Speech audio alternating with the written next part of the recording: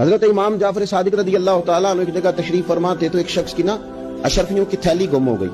उसने इमाम साहब पे इल्जाम लगा दिया। जानता भी नहीं था कि ये इमाम जाफर सादिक, पर हर किसी के मुंह तो नहीं ना लगना चाहिए। फिर उसे पता भी नहीं था कि ये कौन है। उसने कहा जी आपने अशरफियां लिया मेरी माज़अल्लाह, आप ही थे कमरे में। तो फरमाने लगे कितनी थी अशरफियां? कहने लगा 1000। उसका बाजू थामा, घर ले गए, 1000 अशरफी दी, तो चला गया। शाम को उसकी थैली मिल गई, वो लेके इमाम जाफर सादिक रदी अल्लाह तआला अन्हु के घर आया तो लोग कहने लगे तुम्हें पता है ये कौन है?